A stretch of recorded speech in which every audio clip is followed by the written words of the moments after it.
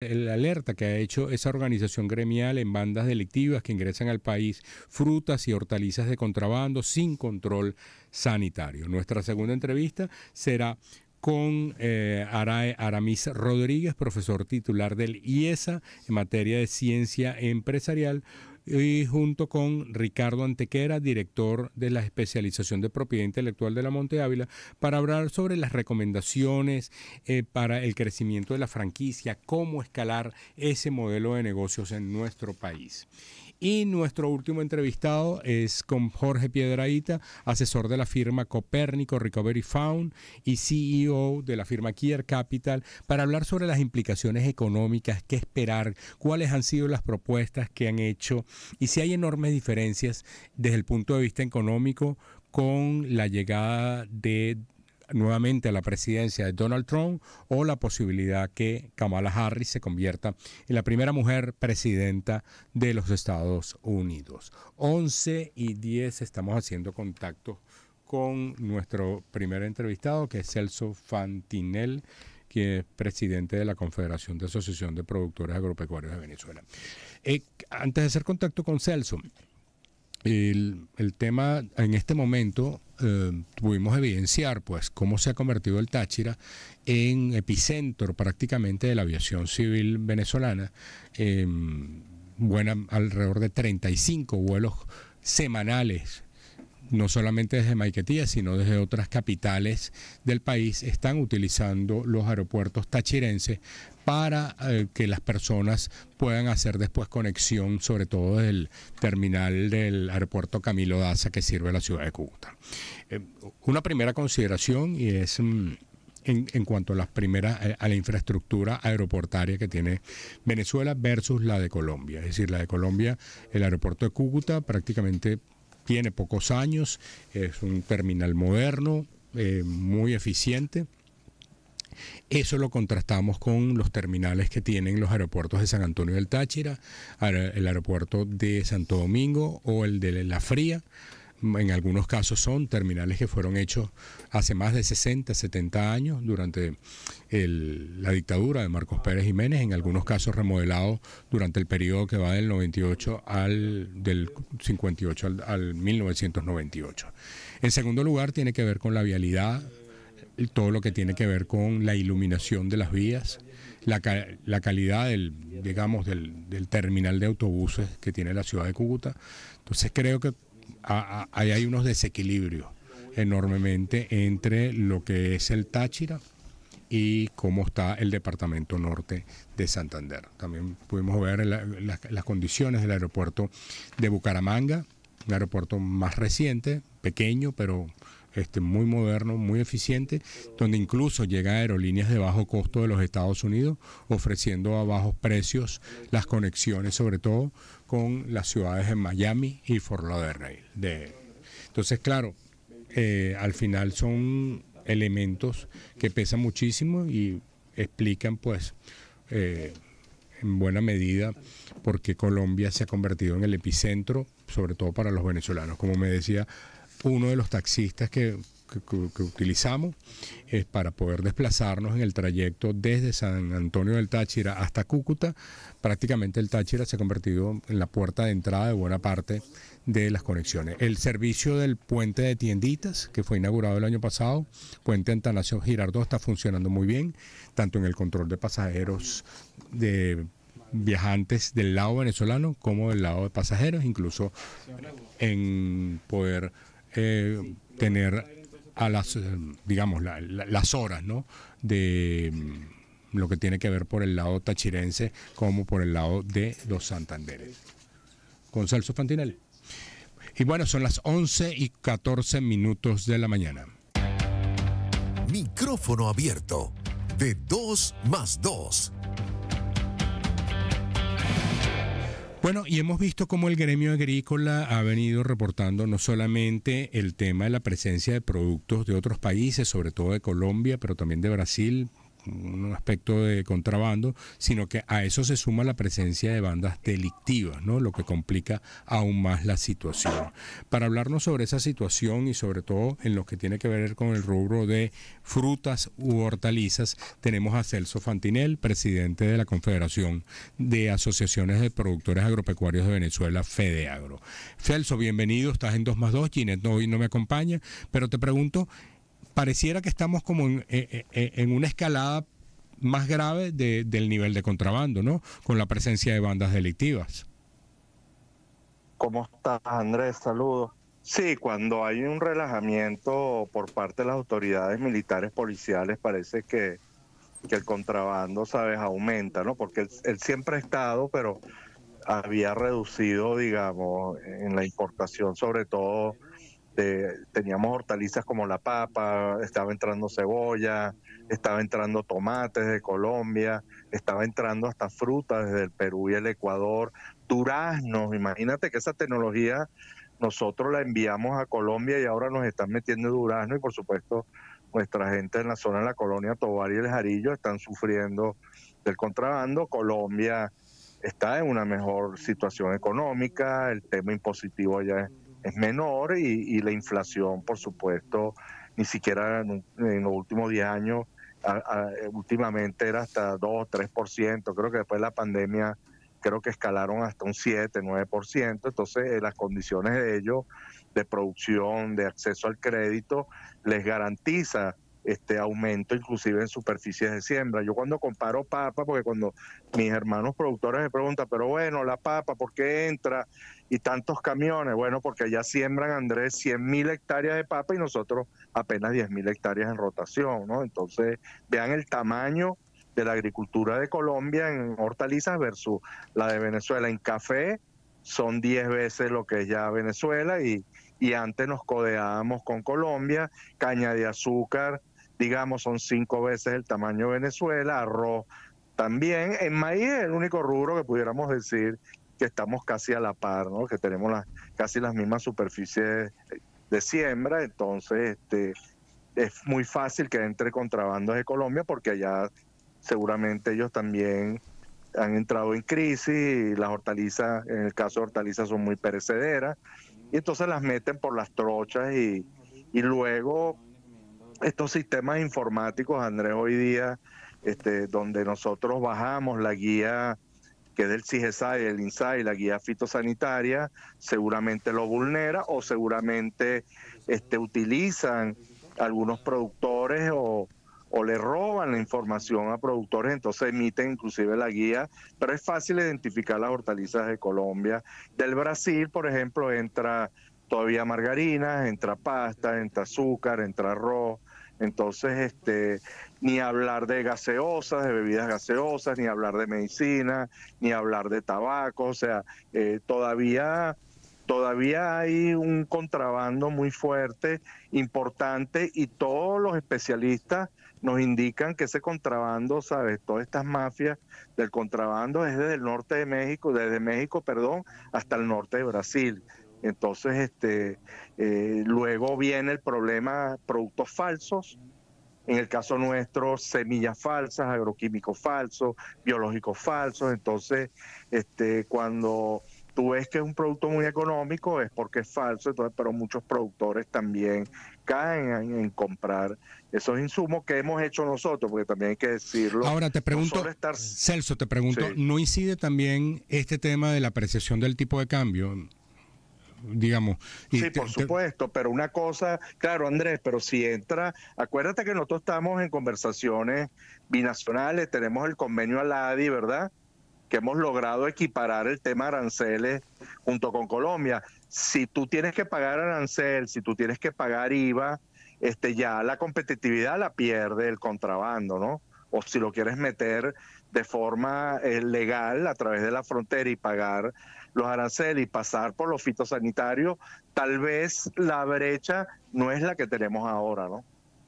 Recordemos que estamos conversando con Celso Fantinel, presidente de FEDEAGRO. Celso, yo acabo de estar en Colombia y uno de los aspectos que me llama la atención, y hice un buen trayecto de Cúcuta a Bucaramanga por tierra, es que uno ve los controles que tienen los productores agrícolas en su traslado por ejemplo, desde los Andes hacia Caracas, la cantidad de alcabalas de los distintos organismos de seguridad. Yo eso no lo vi en Colombia en ese trayecto entre Cúcuta y Bucaramanga.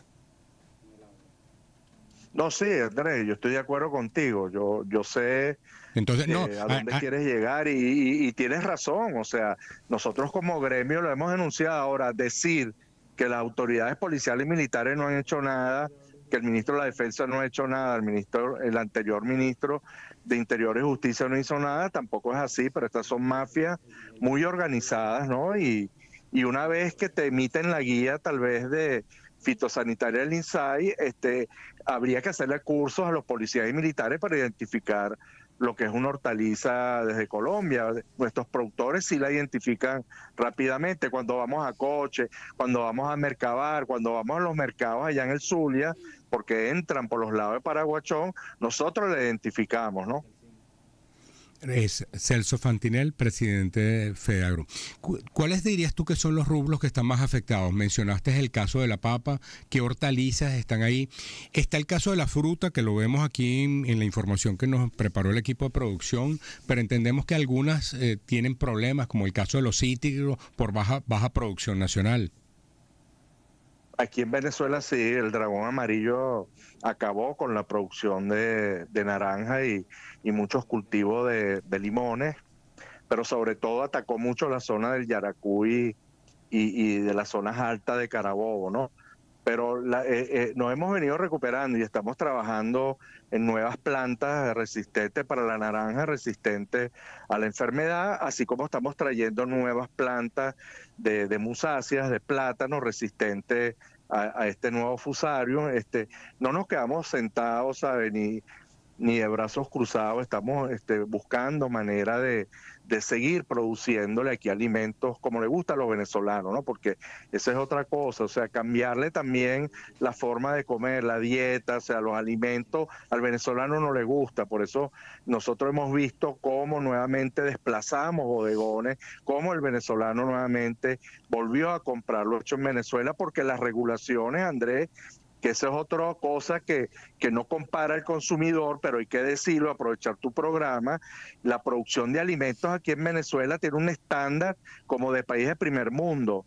Y estos países tienen, Colombia, el mismo Brasil, tienen alimentos de segunda y tercera categoría, donde la grasa vegetal casi no está, donde las harinas o las pastas no es lo mismo, donde el arroz tiene 20% de granos partidos, donde en los embutidos no tiene carne, sino tiene especias y saborizantes. Entonces, claro, son ofertas engañosas, donde no es litro, es 900 cc, y donde a lo mejor es aceite de soya, y ya es lo último, el aceite de soya. Entonces, también recordarle al consumidor de que los alimentos producidos en Venezuela bajo las categorías ISO 9000, 9001 tienen unos estándares de país de primer mundo, y por eso la salud de la gente, yo creo que está preservada en nuestra producción, en nuestras fábricas, y luego tú lo puedes observar en los anaqueles, la calidad de alimentos que tenemos, que hay que trabajar con el Ejecutivo para ver por qué tantos impuestos fiscales, parafiscales y locales. Tal vez eso en Colombia, entiendo que no llega a 7% en alimentos y aquí puede llegar a 15%. En lo que tiene que ver, mencionaba justamente el acuerdo ALADI y el acuerdo de complementación que existe con Colombia, que es negociable. ¿Qué en materia agrícola, qué está pendiente de esas conversaciones para ser incluidas en ese acuerdo con Colombia, tomando en cuenta que Venezuela... No, nada, Andrés. En la última revisión se incluyó todo, porque acuérdate que cuando teníamos esa extracción de alimentos y cualquier bien, por el efecto del bolívar sobrevaluado, ¿sabes? Todo se iba a Colombia. El presidente Chávez prácticamente le eliminó todos los aranceles, digamos, a los productos y los bienes de Colombia, y le había colocado un alto arancel aquí a Venezuela justamente para que no salieran por vía legal, ¿no? Estamos hablando la vía legal, y entonces en la última revisión del convenio ALADI se equipararon más del 90% en el caso nuestro los aranceles. Entonces tú te consigues que la papa paga 30% de arancel, pero si entra vía contrabando no lo está pagando. Entonces, claro, allá, como yo decía antes, tienen una una sobreproducción y en algún lado la deben colocar. Me imagino que se irán hasta Ecuador, me imagino que se irán hasta Panamá, que se van a las islas del Caribe y también se vienen esos contrabandos hasta Venezuela también. Quería aprovechar para preguntarte, tomando en cuenta que ya está próximo a cerrar la temporada de lluvia, ¿dónde consideras que deberían estar los esfuerzos para resolver el tema de vialidades agrícolas que todavía afrontan problemas en Venezuela y que, digamos, no se pudieron atender, tomando en cuenta cómo han sido las lluvias en buena parte del territorio nacional? Sí, yo que he viajado los últimos 3 años, mi gestión, el eje andino, la niña del año 2020, 2021 causó muchos daños y 2022 en lo que es Mérida, Táchira, Trujillo y he notado todavía que los gobernadores no han logrado reparar las vías, sobre todo las que se alejan de las capitales de estado, ¿no? Entonces tenemos muchas vías y muchos puentes que están destruidos, que no han podido rehacerse. Ahí habría que hacer el llamado y sobre todo hacerle un llamado a todos nuestros productores, a todos nuestros ambientalistas, gobernadores, alcaldes, el presidente de la República, a preservar esas montañas, aguas abajo. Siguen yéndose los sedimentos, Andrés, y esos son los que están haciendo que se inunden la zona más plana, más llana, más bajía, para evitar eso. Entonces hay que trabajar en lo ambiental, en lo ecológico, volver a resembrar árboles. La crisis de los últimos 7 o 8 años también hizo que se talaran muchos árboles para poder comer, cocinar, para usarlo como carbón. Entonces eso hay que rescatarlo pero realmente yo me enfocaría en el eje andino porque vemos que el occidente del país está muy bien. Cuando te vienes aquí al oriente del país, bueno, es otro tipo de topografía, no es la problemática de la montaña, pero tenemos carreteras a veces destruidas en más de un 60%, ¿no?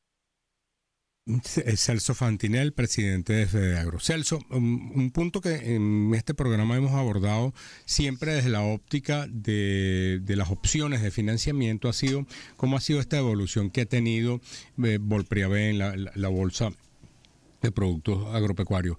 Visto desde el lado de los productores, ¿tú percibes que eso ha ido permeando a medianos productores por lo menos?